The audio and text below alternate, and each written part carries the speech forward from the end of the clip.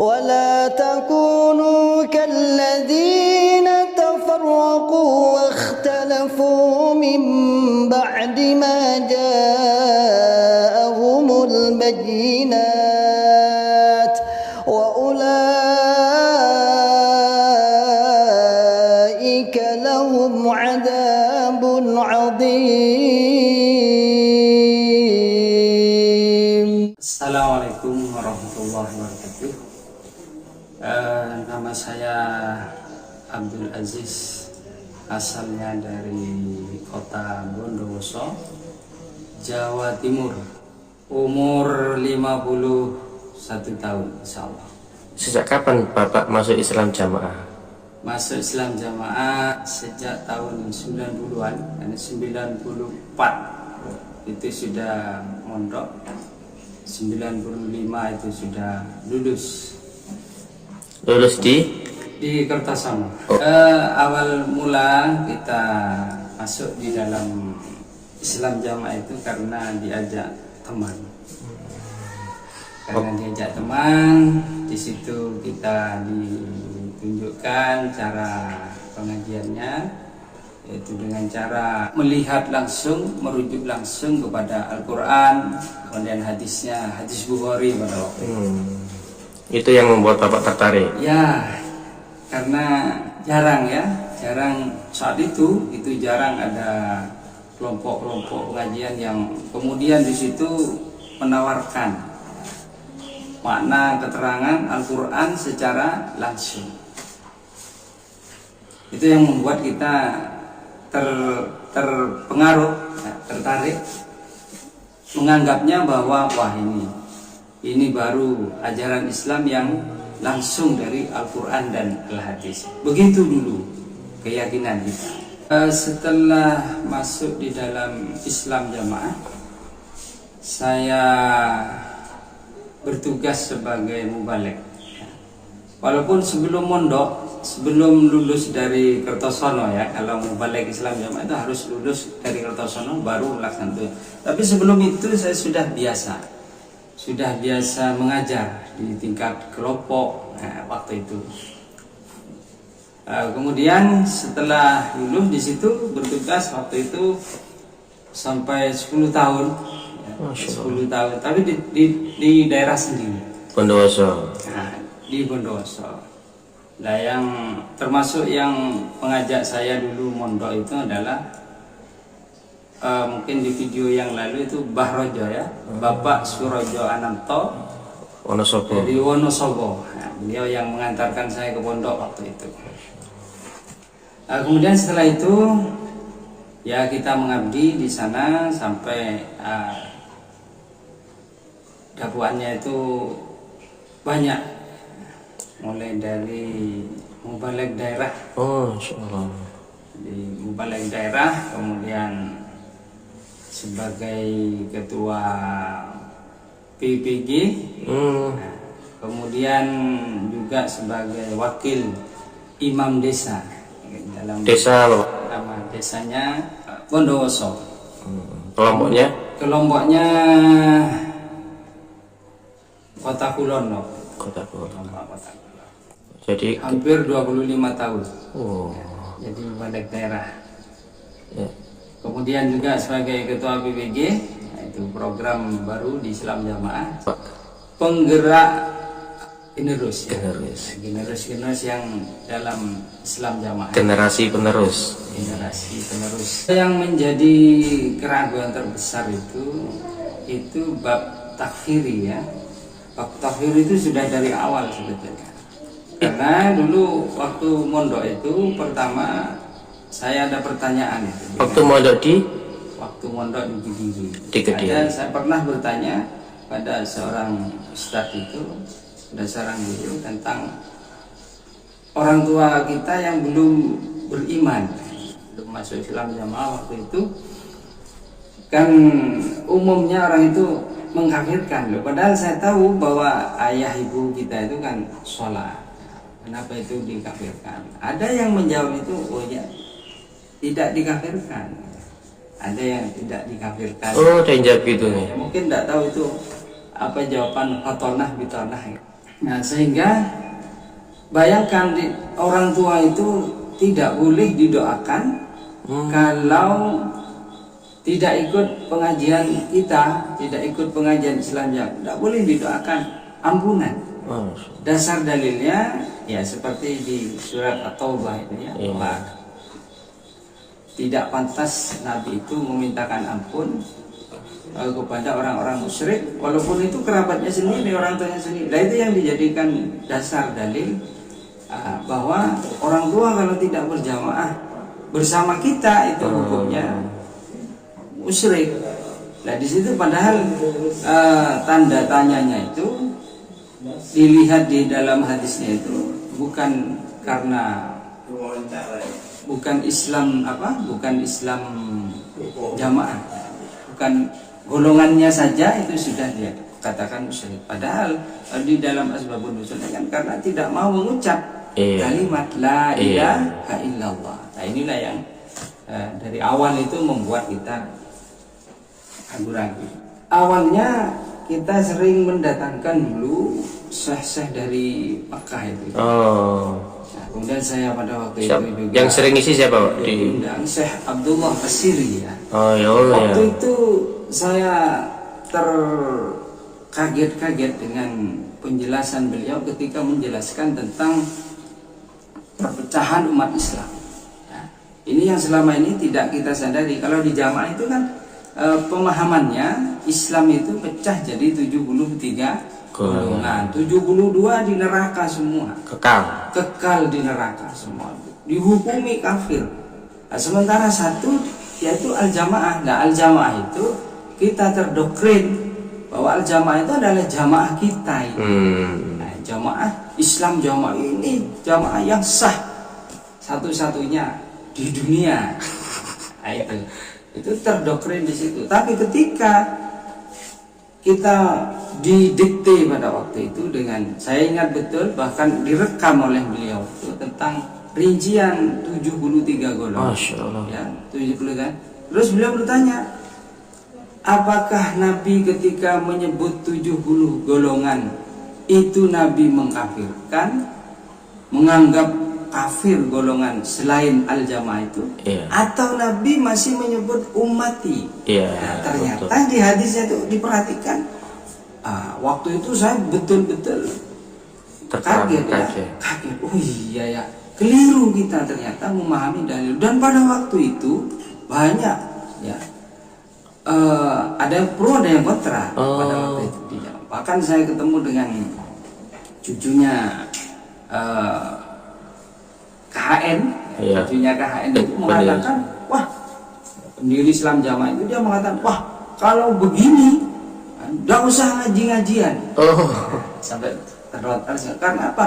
Tidak mengkafirkan kepada yang 72 golongan. Ya Allah.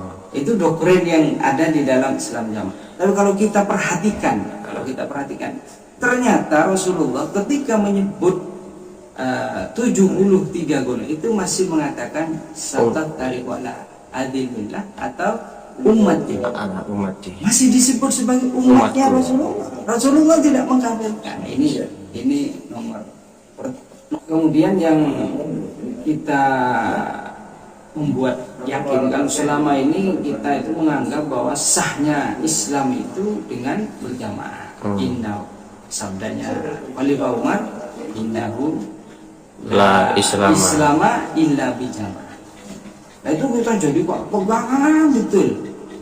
Karena itu doktrin dan kita yakin bahwa itu adalah ucapan Khalifah Umar.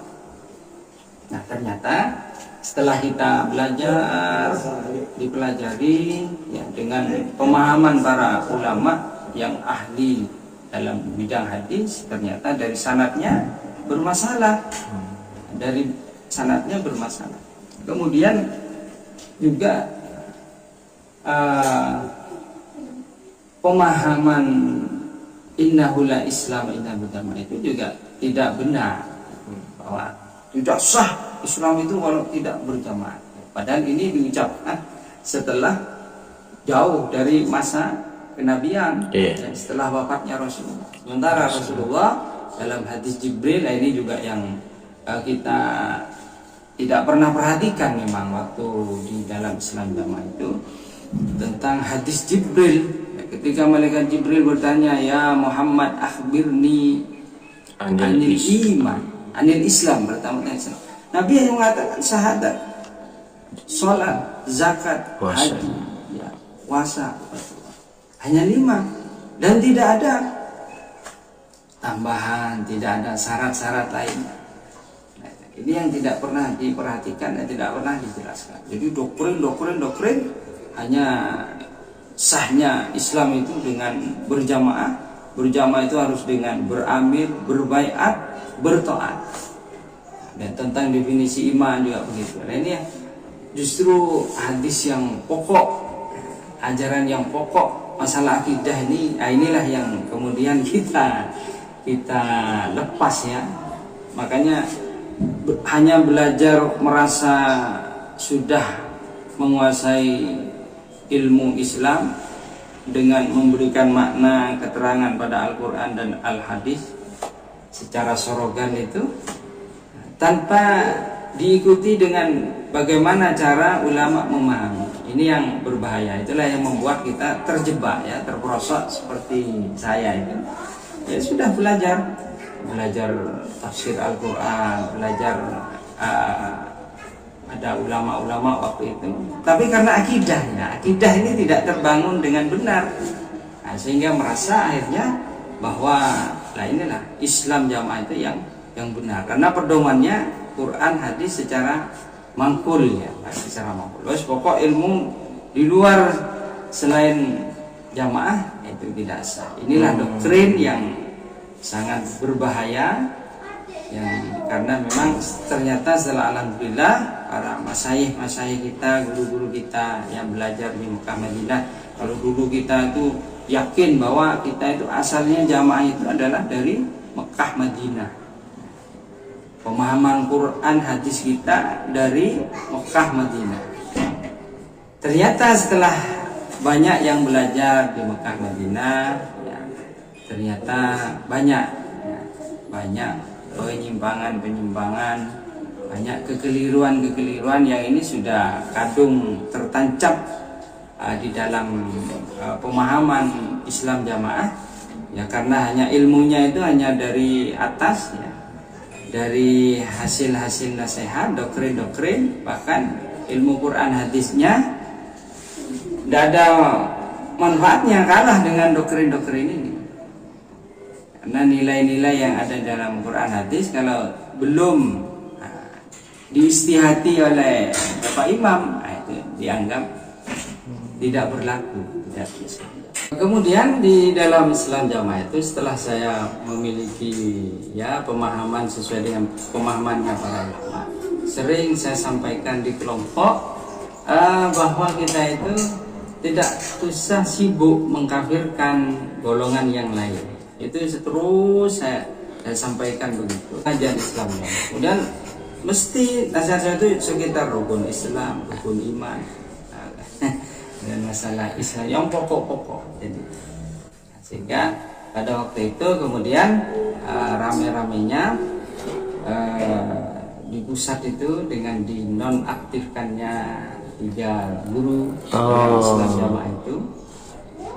Kemudian di daerah itu kan juga ada gejolak ya. Iya, betul. Di daerah-daerah itu ada gejolak. Ya termasuk di daerah kami, daerah Bondowoso.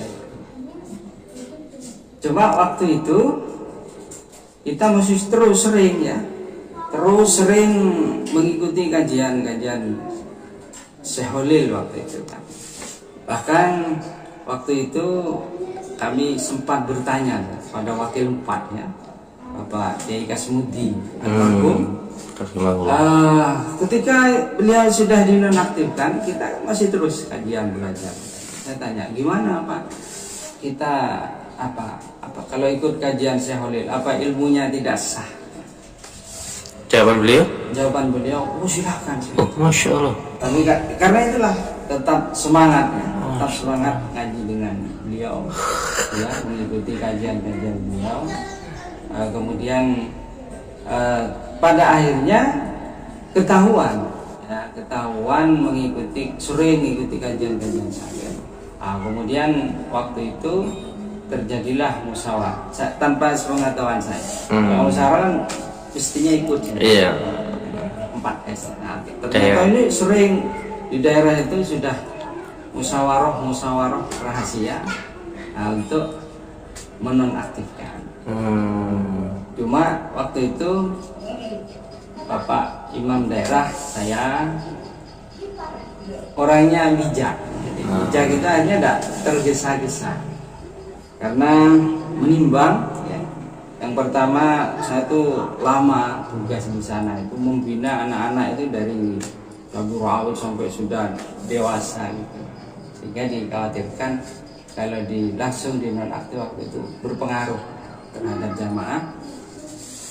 Kemudian waktu itu sudah didesak tapi tidak sampai berbulan-bulan, mungkin 4 bulan kemudian setelah musyawarah itu. Karena itu pun karena ditekan oleh wakil 4 perintahnya. Dan saya tidak pernah diberitahu bahwa di daerah itu ada. Tetap saya ajar, saya sampai menyampaikan itu ya menjawab Al-Quran, Al-Hadis. Kemudian setelah daerahan bulan berapa ya, pokoknya bulan Desember akhir gitu, entah tahun berapa itu ya, rame-ramenya itu. Kemudian saya tidak dipanggil betulnya. Jadi waktu itu setelah musyawarah desa, ingat saya, kemudian saya didatangi Pak Kiai daerah.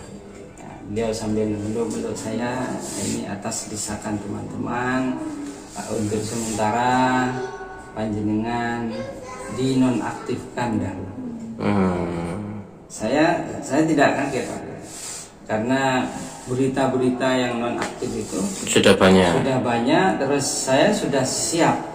Kemudian sebelum itu juga saya siapkan juga mentalnya keluarga saya. Itu sebelum nonaktif. Jauh sebelum sudah.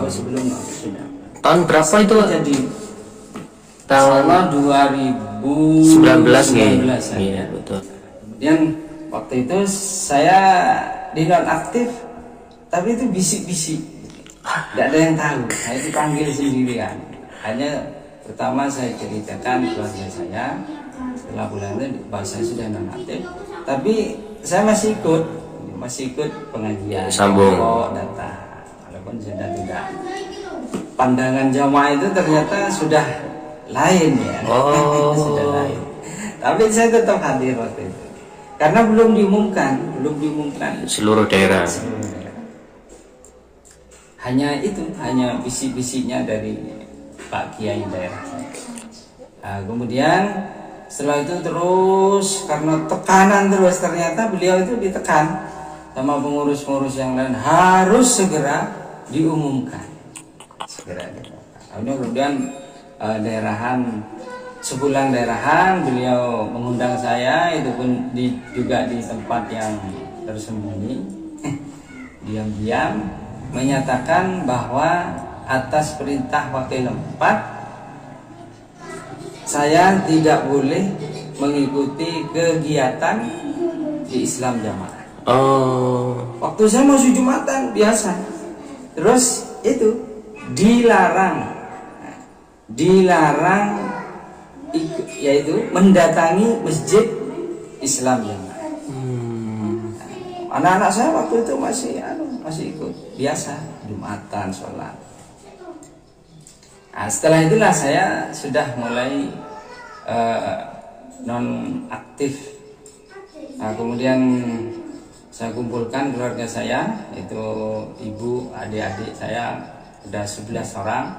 Malam itu juga saya sampaikan bahwa di Islam jamaah itu terjadi begini. Ada ya terutama masalah akidah. Masalah akidah, tidak boleh sholat di belakang orang luar, itu saya jelaskan ke keluarga saya bahwa itu adalah satu kekeliruan. Kemudian juga selama ini juga kita keliru di dalam memperhatikan masalah infak ya. Infak itu yang utama itu masalah zakat. Tidak ada istilah persenan. Dalam Al-Quran, hadis itu menyuruh kita rukun Islam yang pokok itu adalah mengeluarkan lewat zakat. Selama ini kita keliru, zakat itu setahun sekali, kemudian infak itu dengan logika. Jadi menjelaskan kewajiban kita berzakat itu dari Allah, dari Rasul, bahkan diperangi. Nah, kemudian dengan infak persenan itu, yang ini kalau zakatnya penggunaannya jelas ya, penyalurannya jelas oleh infak persenan. Kita coba mereka itu suruh berpikir, ternyata alhamdulillah menerima. Semua Pak? Ya, menerima, juga menyatakan ya ikut saya. Masya Allah.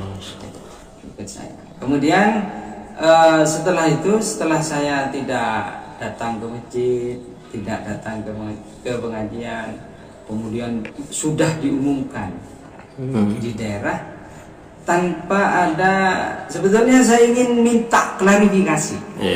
Jadi ingin jelasan pengurus itu bertabayun, kita kumpulkan pengurus. Nah, ternyata tidak ada yang mau.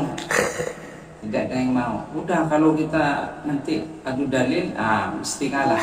Pokoknya tidak usah dalil-dalilan. Pokok taat imam. Nah, berarti jamaah tidak taat imam, bukan jamaah. kolot. Nah, itu ya. Kemudian ternyata karena banyak jamaah yang bersimpati dengan saya karena dianggap saya gurunya ya. Kemudian lama saya jadi balik itu dan sering tampil begitu, terus tiba-tiba tidak ada. Nah, maka kemudian pada waktu itu banyaklah jamaah-jamaah datang ke rumah yang satu persatu dengan keluarganya meminta klarifikasi.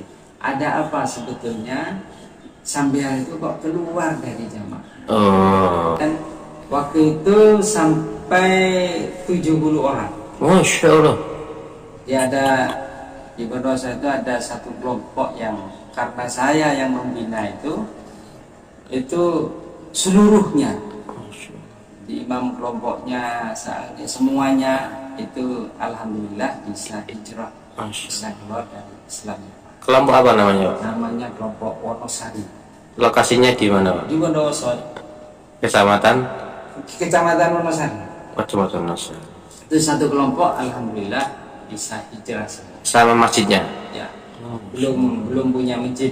Nah, kemudian pada waktu itu yang dinonaktifkan itu saya, kemudian ada imam desa. Nah, imam desa ini yang juga sering mengikuti kajiannya Syahrul. Kemudian beliau, nah kebetulan di imam desa ini ada masjid. Nah, itulah masjid desa. Masjid desa. Berarti masjid yang hijrah itu masjid yang itu Pak? Nah, betul. Yang sekarang alhamdulillah kita masih bisa memanfaatkan masjid itu dengan para ulama-ulama mubalek dai-dai, terutama dari STDI ya. Jember. Ya, STDI Jember. Ustaz Syafiq, Ustaz banyak sering datang di situ. Kemudian di tempat saya juga di Kota Kuluran itu ada masjid kelompok. Alhamdulillah. Kalau dulu masjidnya, musholanya Al-Mansuri. Yang punyanya Pak Pri itu? Betul. Nah, itu sekarang menjadi mushola Al-Muhajirin. Alhamdulillah juga ditempati oleh teman-teman kaum muslimin secara umum. Berarti dulu sempat dipakai Islam Jamaah Pak? Ya, itu malah markasnya ya, mitra-mitra Polri. Wah.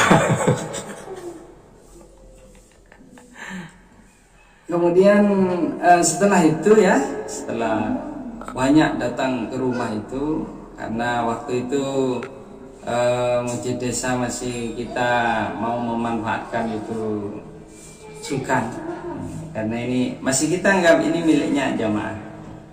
Begitu juga masjid yang kelompoknya, hanya di rumah saya itu dijadikan markas sementara. Yang hijrah-hijrah itu kita kajian rutin seputar dengan ada apa di dalam Islam Jamaah itu, sehingga saya dan keluarga kemudian jamaah yang bertanya-tanya yang selama ini mereka tidak tahu. Jadi mereka tahunya netepi jamaah itu adalah netepi Islam yang murni, karena jelas pedomannya Quran hadis. Nah, ini yang ada di dalam benaknya para jamaah kita.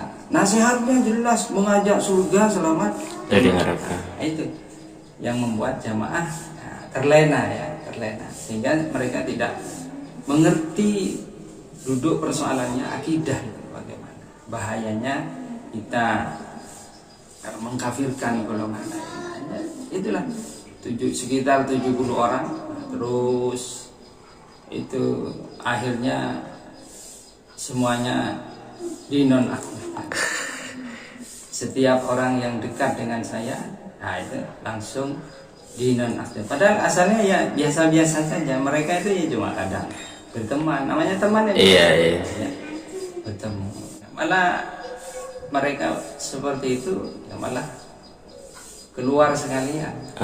Biasanya seperti itu. Kalau perasaan Bapak dan teman-teman ketika keluar dari Islam Jamaah itu gimana, Pak? Saya setelah keluar dari Islam Jamaah, alhamdulillah luar biasa. Bahkan kita ketika masuk ke masjid-masjid kaum muslimin yang kita tidak pernah menginjakkan kaki di situ, terus bagaimana penerimaan saudara-saudara kita terhadap kita. Ternyata mereka itu merasa gembira, ya, menyambut dengan bahkan saya sering menitikkan air mata, ya, betapa besarnya, luasnya Islam itu, betapa rahmatan lil alaminnya Islam. Jadi tidak hanya selama ini kita terkukung, ya, kalau sholat hanya yang sah ini jamaah kita, kalau tidak mau sholat di masjid. Ini kekeliruan seperti ini yang itu hanya doktrin-doktrin saja, tidak ada contohnya dari para sahabat-sahabat, ulama-ulama dulu. Walaupun berbeda, ya saat tetap sholat bersama-sama, tidak jadi permasalahan, tidak jadi persoalan. Nah, sehingga ada istilah nikah dalam. Ini juga buah dari takfir ya. Nikahnya 2 kali, Pak? Nah, nikahnya 2 kali. Jadi yang berhak menikahkan adalah ya imam daerah, yang pokoknya mas wali-wali yang ada di kelompok mereka Islam Jamaah.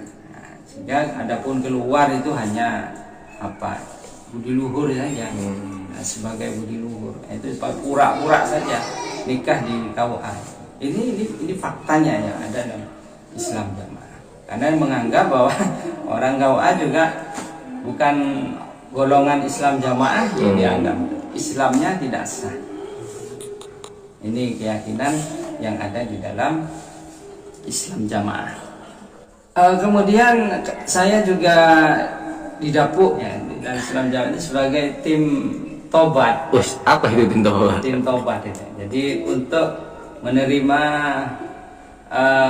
laporan-laporan jamaah yang mau bertobat kepada Bapak Imam. Nah, ya, karena tobat itu nanti ditujukan kepada Bapak Imam, pada Bapak Imam di pusat melalui wakil bupat, bahwa saya mengakui telah melakukan ini, ya, dosa-dosanya disebutkan. Nah, kemudian ya nulis surat tobat yang ditujukan kepada Bapak Imam pusat. Ini juga yang tidak ada tuntunannya ya, karena di Islam Jamaah itu pokok ini ijtihad imam. Jadi sumber hukumnya itu ijtihad imam. Jadi agamanya itu agama ijtihad. Nah, pokoknya serba ijtihad, walaupun ada di Quran hadis, tapi itu belum ada ijtihad. Nah, ini menempatkan imam itu di atas segala-galanya. Inilah buah-buah doktrin yang yang ada di dalam Islam. Ini yang membedakan dengan golongan Islam yang lain. Maka kita pesankan pada generasi-generasi muda terutama bahwa ilmu keislaman itu kita didoktrin dari Mekah Madinah. Dulu kan KHN itu pendiri Islam Jamaah itu katanya dari Mekah Madinah. Dari Mekah Madinah itu kita sekarang sudah zaman milenial ya. Kalau dulu mungkin ya Jamaah itu ini asli dari Mekah Madinah karena tidak ada YouTube, tidak ada media-media sosial itu, sehingga kita percaya saja. Tapi sekarang kita melihat fakta kenyataannya bagaimana Islam itu di seluruh dunia, bahkan Islam itu di Mekah Madinah, di situ banyak ulama-ulama yang sudah diketahui keulamaannya, kemudian kitab-kitab yang ditulis oleh para ulama untuk menjaga umat ini agar tidak keliru di dalam memahami agama itu, harus sesuai dengan pemahaman salafus saleh. Jadi jangan mudah kita hanya, oh ini istihad pusat ya, ini istihad pusat, istihad Bapak Imam. Katanya kita harus perhatikan agama kita itu harus berdasarkan pemahaman para sahabat. Gimana prakteknya sahabat itu gimana? Kita banyak punya hadis Bukhari, Muslim, silahkan dibuka. Jadi jangan hanya kalau tidak diistihadi tidak boleh. Ya, dilihat kita Quran hadisnya itu sesuai dengan pemahaman salafus saleh. Jangan hanya katanya oh ini begini, katanya penasehat begini, katanya penasehat, hanya ikut penasehat. Padahal yang menasihati ya kita tahu kualitas penasehat kita kalau di tingkat kelompok itu ya keilmuannya sebetulnya ya seperti itu. Mereka hanya mendengar nasihat terus ya disampaikan. Padahal itu belum teruji kebenarannya secara Al-Quran dan Sunnah yang dipahami oleh para ulama salafus saleh. Saya kira itu jadi untuk terutama generasi muda ini yang sudah banyak mengenal media sosial, ya, jangan tertipu dengan tidak boleh melihat YouTube, tidak boleh belajar dengan ulama-ulama di luar Islam Jamaah, karena itu hanya pembodohan saja agar kedok kesalahan kekeliruan dalam Islam Jamaah itu tidak terbongkar.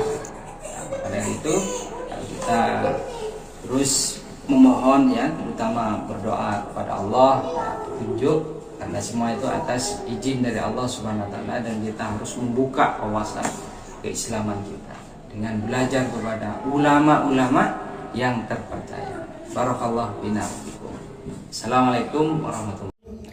ولا تكونوا كالذين تفرقوا واختلفوا من بعد ما جاءهم